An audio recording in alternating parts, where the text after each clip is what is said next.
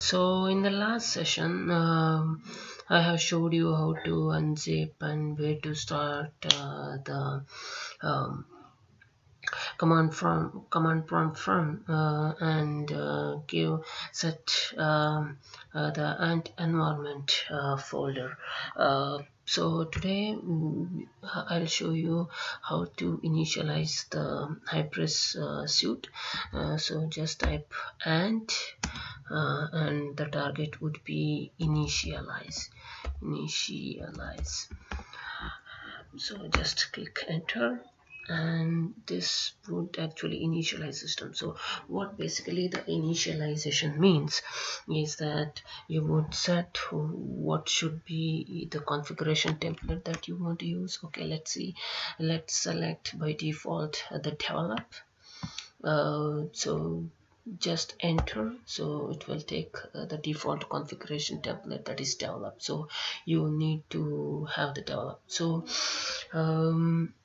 once this and initialization is completely over, your platform Hybris platform is ready for you to start the Hybris server. This means that the Hybris has while this is going on, I'll show you what I'm talking about. So let's go to Hybris folder, and so earlier you have seen only the bin folder. Now when you initialize, it creates necessary folders in the Hybris folder, and the data you see here. So Hybris comes with the inbuilt database, that is HSQLDB, and so when you do an initialization command, the necessary tables will also be created, like the schema will be created for the Hybris server to start up. All the necessary table schema, everything will be created, and apart from that, you see the 5 different folders which are created when you have initialized the ant command. Here you can see the log. So Hybris uses the Tomcat server, and all the logs you would see here in the Tomcat folder. I'll show you that later. Then you have the config folder. You could see the Solar server, Tomcat configurations, everything is here.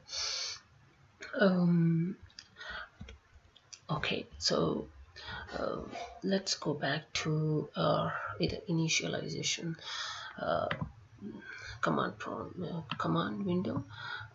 So this would take care about, let's say, 10 minutes for initializing the Hybris system. Once the Hybris system has been initialized, we can start the Hybris server. So you could see that it's initializing the system. So you could see, if you see, this actually preparing the DB model, database models, everything, the statements, executing the detailed statements, everything you could see. So this indicates you that it is actually created the schema and trying to create the table in the Hybris DB. So that it's getting ready for you to start your work. And once you start the Hybris server, you could see some admin consoles which would help you figure out what all the item types or the DB tables. You could query the database. So those things we will see in the next session.